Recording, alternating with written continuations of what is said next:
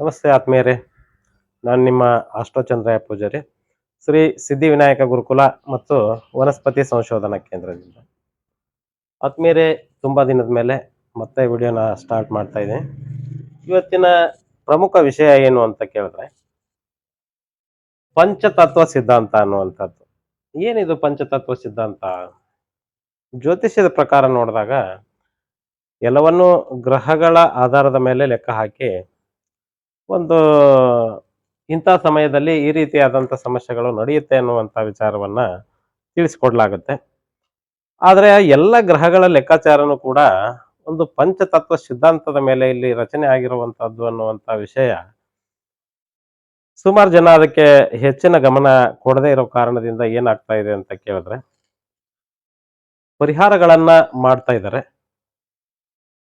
ಪರಿಹಾರಗಳನ್ನ ಮಾಡ್ತಾ ಇದ್ರು ಕೂಡ ಅವ್ರು ಹೇಳಿರೋ ವಿಷಯಗಳನ್ನ ಪಾಲಿಸದೇ ಇರುವ ಕಾರಣದಿಂದ ಪರಿಹಾರಗಳು ಆಗ್ತಾ ಇಲ್ಲ ಅನ್ನುವಂಥ ವಿಷಯ ನಮಗಿಲ್ಲಿ ತಿಳಿದು ಬರುತ್ತೆ.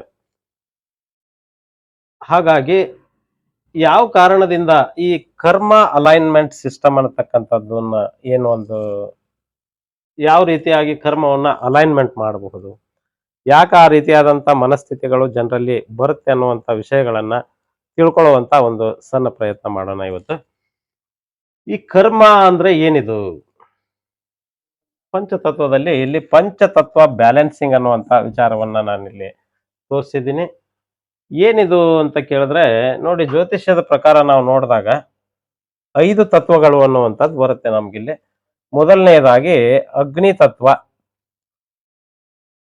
ಅಗ್ನಿ ತತ್ವ ಅನ್ನುವಂಥದ್ದು 159 ರಾಶಿಗಳಲ್ಲಿ 159 ಅನ್ನುವಂಥದ್ದನ್ನ ತೋರಿಸ್ತಾ ಇದೆ ಇಲ್ಲಿ. 159 ಅಂತ ಕೇಳಿದ್ರೆ ಮೇಷ, ಸಿಂಹ ಮತ್ತು ಧನುಸ್ಸು ರಾಶಿ ಅನ್ನುವಂಥದ್ದು ಏನಿದೆಯೋ ಇದನ್ನ ಅಗ್ನಿ ತತ್ವ ರಾಶಿಗಳು ಅಂತ ಕರೆದಿದ್ದೀವಿ ನಾವಿಲ್ಲಿ. ಅದಕ್ಕೆ ಕಾರಕ ಗ್ರಹ ಯಾವುದು ಅನ್ನುವಂಥದ್ದನ್ನ ನೋಡಿದಾಗ ನಾವಿಲ್ಲಿ ರವಿ, ಕುಜ ಮತ್ತು ಕೇತು ಅನ್ನುವಂಥ ವಿಚಾರ ನಮ್ಗಿಲ್ಲಿ ಕಂಡು ಬರುತ್ತೆ. ಪ್ಲಾನೆಟ್ಸ್ ಬಂದು ಸನ್, ಮಾರ್ಸ್ ಅಂಡ್ ಕೇತು ಇದಕ್ಕೆ ಕಾರಕ ಗ್ರಹರಾಗಿರ್ತಾರೆ.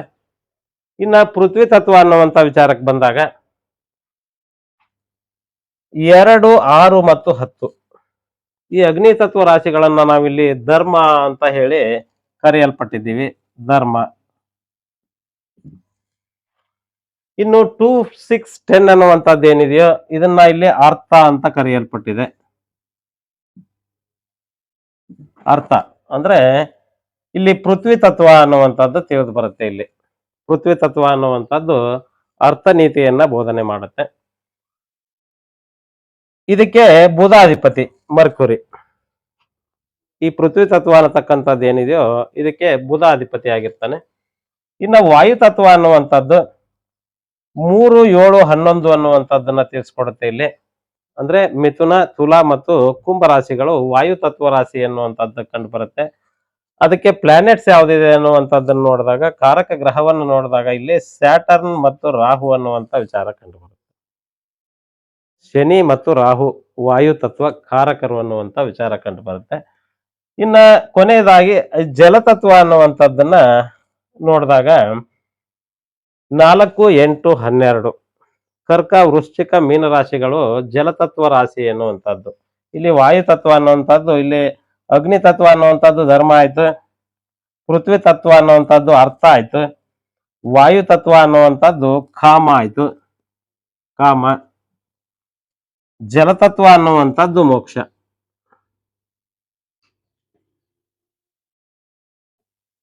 ಜಲತತ್ವ ಅನ್ನುವಂಥದ್ದು ಮೋಕ್ಷ. ಈ ಜಲತತ್ವಕ್ಕೆ ಕಾರಕ ಗ್ರಹಗಳು ಯಾವುದು ಅನ್ನುವಂಥದ್ದನ್ನ ನೋಡಿದಾಗ ಮೂನ್ ಅಂಡ್ ವೀನಸ್ ಅನ್ನುವಂಥದ್ದು ಕಂಡು ಬರುತ್ತೆ. ಚಂದ್ರ ಮತ್ತು ಶುಕ್ರ ಅನ್ನುವಂಥದ್ದು ಜಲತತ್ವ ಕಾರಕ ಗ್ರಹಗಳು. ಈ ಭೂಮಿ ಮೇಲೆ ಇರೋದು ಇಷ್ಟೇ ತತ್ವ. ಪಂಚತತ್ವಗಳಲ್ಲಿ ಈ ಭೂಮಿ ಮೇಲೆ ಇರುವಂತದ್ದು ಇಷ್ಟೇ ತತ್ವ: ಅಗ್ನಿ, ಪೃಥ್ವಿ, ವಾಯು, ಜಲ. ಇನ್ನು ಆಕಾಶ ತತ್ವ ಅನ್ನುವಂಥದ್ದು ಏನಿದೆಯೋ ಇದು ಭೂಮಿಯನ್ನು ಬಿಡಲ್ಪಟ್ಟಿರತಕ್ಕಂಥ ಖಾಲಿ ಜಾಗ ಅನ್ನುವಂಥದ್ದು ಏನಿದೆಯೋ ಯಾವುದಕ್ಕೂ ಅಂಟುಕೊಳ್ಳದೆ ಇರುವಂತದ್ದು ಇದು. ಈ 4 ತತ್ವವನ್ನು ಮೀರಿದ ಒಂದು ತತ್ವ ಅನ್ನುವಂಥದ್ದು ಏನಿದೆಯೋ ಇದೇ 5ನೇ ತತ್ವ. ಇದಕ್ಕೆ ಗ್ರಹಗಳು ಅನ್ನುವಂಥದ್ದು ಇಲ್ಲ. ಇಲ್ಲಿ ಗ್ರಹಗಳು ಅಂತ ಕೇಳಿದ್ರೆ ಇಲ್ಲಿ ಇದಕ್ಕೆ ಬರುವಂತದ್ದು ಜುಪಿಟರ್ ಒಬ್ನೇ, ಗುರು. ಯಾಕೆ ಇದಕ್ಕೆ ಕಾರಕ ಗ್ರಹ ಅಂತ ಕೇಳಿದ್ರೆ ಇವು ಎಲ್ಲ ತತ್ವಗಳ ಬಗ್ಗೆನೂ ಕೂಡ ಇವನಿಗೆ ಗೊತ್ತಿದೆ. ಎಲ್ಲ ತತ್ವಗಳ ಬಗ್ಗೆನೂ ಕೂಡ ಅವನಿಗೆ ಗೊತ್ತಿದೆ. ಆದ್ರೆ ಇವನು ಯಾವ ತತ್ವಕ್ಕೂ ಕೂಡ ಅಂಟಿಕೊಳ್ಳಲ್ಲ. ಏನಿದು ಹಾಗಿದ್ರೆ ಈ ತತ್ವಗಳು ಅಂದ್ರೆ ಹೇಗೆ ಕೆಲಸ ಮಾಡುತ್ತೆ? ಮನುಷ್ಯನ ಒಂದು ರಚನೆ ಅನ್ನತಕ್ಕಂಥದ್ದು ಏನಿದೆಯೋ, ಯಾವುದೇ ಜೀವಿ ಅನ್ನತಕ್ಕಂಥದ್ದು ಏನಿದೆಯೋ ಅದು ಪಂಚತತ್ವ ಆಧಾರದ ಮೇಲೆ ರಚನೆ ಆಗಿರ್ತಕ್ಕಂಥದ್ದು. ಹಾಗೆ ಈ ಪೃಥ್ವಿ ಅನ್ನತಕ್ಕಂಥದ್ದು ಏನಿದೆಯೋ ಇದು ಕೂಡ ಪಂಚತತ್ವ ಆಧಾರದ ಮೇಲೆ ರಚನೆ ಆಗಿರುವಂತದ್ದು. ಏನು ಒಂದು ಬ್ರಹ್ಮಾಂಡ ಅನ್ನುವಂಥದ್ದು ಏನಿದೆಯೋ ಇದು ಪಂಚತತ್ವ ಆಧಾರದ ಮೇಲೆ ರಚನೆ ಆಗಿರ್ತಕ್ಕಂಥದ್ದು. ಇಲ್ಲಿ ಅಗ್ನಿ ಬೇಕು, ಪೃಥ್ವಿ ಬೇಕು, ವಾಯು ಬೇಕು ಮತ್ತು ಜಲ ಬೇಕು, ಆಕಾಶನೂ ಕೂಡ ಬೇಕೇ ಬೇಕು. ಈ ಪಂಚತತ್ವಗಳಲ್ಲಿ ಯಾವುದು ಜಾಸ್ತಿ ಆದ್ರೂ ಕೂಡ ಸಮಸ್ಯೆ ಇದೆ, ಮತ್ತೆ ಯಾವುದು ಕಡಿಮೆ ಆದ್ರೂ ಕೂಡ ಸಮಸ್ಯೆ ಇದೆ. ಈ ತತ್ವ ಅನ್ನುವಂಥದ್ದು ಏನಿದೆ ಇದೇನು ಅಂತ ಕೇಳಿದ್ರೆ ಇದು ಒಂದು ಮನಸ್ಸಿದು. ಅಗ್ನಿ ತತ್ವ ಅಂತ ಕೇಳಿದ್ರೆ ಇಲ್ಲಿ ಬಿಸಿ ಜಾಸ್ತಿ ಇರುತ್ತೆ, ಪಿತ್ತ ಜಾಸ್ತಿ ಇರುತ್ತೆ, ಕೋಪ ಜಾಸ್ತಿ ಬರುವಂತದ್ದು. ಇದನ್ನ ನಾವೇನ್ ಮಾಡ್ಬೇಕಾಗಿದೆ ಅಂತ ಕೇಳಿದ್ರೆ ಬ್ಯಾಲೆನ್ಸ್ ಮಾಡ್ಬೇಕಾಗಿದೆ. ಇವಾಗ ಯಾವಾಗ ಅಗ್ನಿ ತತ್ವ ಜಾಸ್ತಿ ಆಗುತ್ತೋ ಅವಾಗ ಕೋಪ ಜಾಸ್ತಿ ಆಗುತ್ತೆ. ಪೃಥ್ವಿ ತತ್ವ ಅನ್ನತಕ್ಕಂಥದ್ದು ನಮ್ಗೆ ಜಾಸ್ತಿ ಆದಾಗ ಏನಾಗುತ್ತೆ ಅಂತ ಕೇಳಿದ್ರೆ ಈ ಭೂಮಿಗೆ ಮೇಲೆ ಇರತಕ್ಕಂತ ವಸ್ತುಗಳ ಮೇಲೆ ಆಗಿರಬಹುದು, ದೇಹದ ಮೇಲೆ ಆಗಿರಬಹುದು, ಅತ್ಯಂತ ಒಂದು ಜಾಸ್ತಿ ನಾವು ಅದನ್ನ ಅಂಟುಕೊಂಡಾಗ ಏನಾಗುತ್ತೆ ಅಂತ ಕೇಳಿದ್ರೆ ಅದರಲ್ಲೂ ಕೂಡ ನಮ್ಮ ಗುಣಗಳಲ್ಲಿ ಮೈನಸ್ ಆಗುತ್ತೆ. ಯಾವಾಗ್ಲೂ ಕೂಡ ಅಂಟುಕೊಳ್ಳೋದ್ರಿಂದ ಅನೇಕ ಸಮಸ್ಯೆಗಳಿರುತ್ತೆ. ಅದು ಕಡಿಮೆ ಆದ್ರೂ ಕೂಡ ಯಾವುದರಲ್ಲೂ ಆಸಕ್ತಿ ಅನ್ನುವಂಥದ್ದು ಕಡಿಮೆ ಆಗುತ್ತೆ. ಇನ್ನು ವಾಯು ತತ್ವ ಜಾಸ್ತಿ ಆದ್ರೆ ಏನಾಗುತ್ತೆ ಅಂತ ಕೇಳಿದ್ರೆ ಇಲ್ಲಿ ಹೇಳಿದೀನಿ ನಾನು, ಕಾಮ ಅನ್ನುವಂಥದ್ದು, ಬೇಕು ಅನ್ನುವಂಥದ್ದು. ಕಾಮ ಅಂತಂದ್ರೆ ಏನಿಲ್ಲಿ ಬೇಕು ಬೇಕು ಬೇಕು, ಈ ಬೇಕುಗಳಿದೆಯಲ್ಲ, ಒಂದು ವೇಳೆ ಬೇಕು ಅನ್ನೋದು ಇಲ್ಲದೆ ಇದ್ರೆ ನೀನ್ ಬದುಕಬಹುದಾ? ಆಸೆ. ಈಗ ಅಗ್ನಿ ಆಯ್ತು, ಅಗ್ನಿ ಅಂತಂದ್ರೆ ನೀನು ಧರ್ಮ ಆಯ್ತು ಇಲ್ಲಿ, ಹೌದಾ? ನೀನ್ ಧರ್ಮಬದ್ಧವಾಗಿ ಯಾವುದೋ ಒಂದು ಕಾರ್ಯವನ್ನ ಮಾಡಿದೀಯ, ಅರ್ಥ ಆಯ್ತು, ಅರ್ಥನೂ ಕೂಡ ಬಂದಿದೆ ನಿನ್ನ ಹತ್ರ. ಅರ್ಥ ಧರ್ಮ ಅರ್ಥ ಯಾತಕ್ಕಾಗಿ ಮಾಡಿರೋದು? ಆಸೆಗಿದ್ಲಾನೆ. ಮತ್ ಕಾಮ ಆಗ್ಲಿಲ್ಲ ಅಂದ್ರೆ ನೀನ್ ಮುಂದಕ್ಕೆ ಹೋಗಕ್ ಹೇಗ್ ಸಾಧ್ಯ ಇದೆ? ಊಟ ಮಾಡ್ಲಿಲ್ಲ ಅಂದ್ರೆ ಆನಂದ ಆಗುತ್ತಾ? ಹಾಗೇನೆ ಪ್ರತಿಯೊಂದು ತನ್ನ ಇಷ್ಟ. ಅದು ಒಳ್ಳೆ ಬಟ್ಟೆ ಹಾಕ್ಬೇಕು ಅನ್ನುವಂಥದ್ದು ಅದು ಕೆಟ್ಟದ್ದ ಅಲ್ಲ. ಒಳ್ಳೆ ಊಟ ಮಾಡ್ಬೇಕು ಅನ್ನುವಂಥದ್ದು ಕೆಟ್ಟದ್ದ? ಆಸೆಗಳು ಅನ್ನುವಂಥದ್ದು ಯಾವುದು ಕೆಟ್ಟದ್ದಲ್ಲ. ಆದ್ರೆ ದುರಾಸೆ ಆಯ್ತು ಅಂತಂದ್ರೆ ಸಮಸ್ಯೆ ಆಗುತ್ತಲ್ಲ. ಎಲ್ಲ ನನಗೆ ಆಗ್ಲಿ, ನಾನ್ ಮಾತ್ರ ಚೆನ್ನಾಗಿರೋದು ತಿನ್ಬೇಕು, ನಾನ್ ಮಾತ್ರ ಚೆನ್ನಾಗಿಟ್ಟೋ ಬಟ್ಟೆ ಧರಿಸ್ಬೇಕು, ನನಗ್ ಮಾತ್ರ ಒಳ್ಳೆ ವ್ಯವಸ್ಥೆ ಬೇಕು, ಅದ್ ಬೇರೆ ಅವ್ರಿಗೆ ಇರಬಾರ್ದು ಅನ್ನುವಂತ ಪದಗಳು ಬರುತ್ತಾವಲ್ಲ, ಅವಾಗ ಇದು ವಾಯು ತತ್ವ ಅನ್ನುವಂಥದ್ದು ಬ್ಯಾಲೆನ್ಸ್ ಮಾಡ್ಬೇಕಾಗುತ್ತೆ. ಎಲ್ಲೋ ಅದು ಜಾಸ್ತಿ ಆದ್ರೆ ಒಂದ್ ಸಮಸ್ಯೆ, ಒಂದ್ ವೇಳೆ ಕಡಿಮೆ ಆಯ್ತು ಅಂತ ಇಟ್ಕೊಳ್ಳೋಣ. ಆ ಕಡಿಮೆ ಆಯ್ತು ಅದಕ್ಕೆ ನಿನ್ಗೆ ಆಸಕ್ತಿನೇ ಇಲ್ವಲ್ಲ, ತಿನ್ಬೇಕು ಅನ್ನೋ ಆಸಕ್ತಿ ಇಲ್ಲ, ಹಾಗಿದ್ರೆ ಏನ್ ಮಾಡಕ್ ದುಡಿತೀಯ? ಏನ್ ಮಾಡ್ಬೇಕು ಅನ್ನೋ ಆಸಕ್ತಿ ಇಲ್ಲ ಅಂದ್ರೆ ಏನ್ ಮಾಡಕ್ಕಿದೀಯಾ ಇಲ್ಲಿ? ಏನ್ ಕೆಲ್ಸ ಇಲ್ವಲ್ಲ, ಏನು ಪ್ರಯೋಜನ ಇರಲ್ಲ. ಹಾಗಾಗಿ ಯಾವುದು ಜಾಸ್ತಿ ಆದ್ರೂ ಕೂಡ ಒಂದು ಸಮಸ್ಯೆ ಇದೆ, ಮತ್ತೆ ಕಡಿಮೆ ಆದ್ರೂ ಕೂಡ ಸಮಸ್ಯೆ ಇದೆ. ಅದನ್ನ ಹೇಗ್ ಬ್ಯಾಲೆನ್ಸ್ ಮಾಡೋದು ಅನ್ನುವಂಥದ್ದನ್ನ ತಿಳ್ಕೊಳ್ಳುವಂತದ್ದೇ ಒಂದು ಪ್ರಯತ್ನ ಇದೆ. ಇನ್ನ ಜಲತತ್ವ ಅನ್ನುವಂಥದ್ದು 4, 8, 12 ಅನ್ನುವಂಥದ್ದು ಇಲ್ಲಿ ಜಲತತ್ವ. ಮೋಕ್ಷ ಅಂದ್ರೆ ಏನದು? ಹೇಗ್ ಬರುತ್ತೆ ಮೋಕ್ಷ?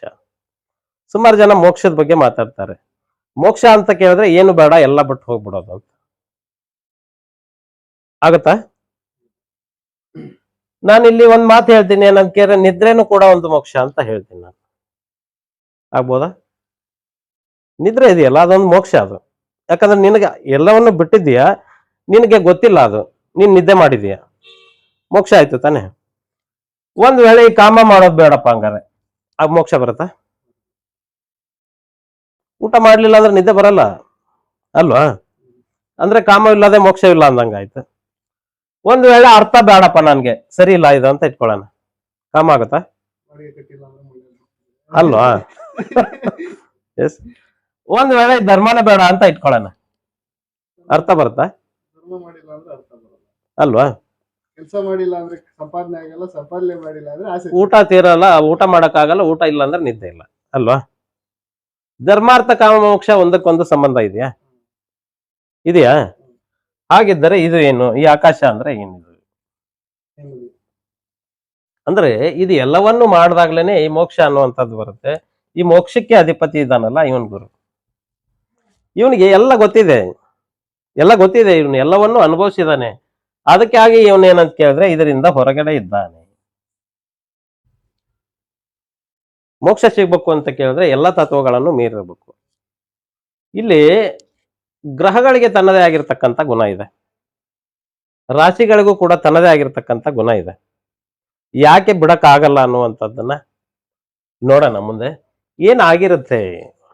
ಇಲ್ಲಿ ರೆಮಿಡಿ ಅಂತ ಬಂದಾಗ, ಪರಿಹಾರ ಅನ್ನುವಂಥ ವಿಚಾರ ಬಂದಾಗ, ನಾನಿಲ್ಲಿ ಗ್ರಹ ಕೆಟ್ಟೋಗಿದೆ ಅಂತ ಪರಿಹಾರ ಮಾಡ್ತೀನಿ ಅಲ್ವಾ? ರಾಶಿ ಗುಣ ಬಿಡಕ್ಕಾಗತ್ತಾ? ಆಗತ್ತಾ? ರಾಶಿ ಕೆಟ್ಟೋಗಿದೆ ಅಂತ ಹೇಳಿ ಅದಕ್ಕೊಂದು ಬ್ಯಾಲೆನ್ಸ್ ಮಾಡಕ್ ಹೋಗ್ತೀನಿ, ಗ್ರಹಗಳ ಗುಣ ಬಿಡಕ್ಕಾಗತ್ತಾ? ಒಂದ್ ವೇಳೆ ಬಿಡೋಣ ಅಂತ ಇಟ್ಕೊಳ್ಳೋಣ, ಈಗ ನೀನ್ ಅದನ್ನ ತಗೊಂಡ್ ಬಂದಿದೀಯ, ಹೇಗ್ ಬಿಡ್ತೀಯ? ಹೇಗ್ ಬಿಡ್ತೀಯ?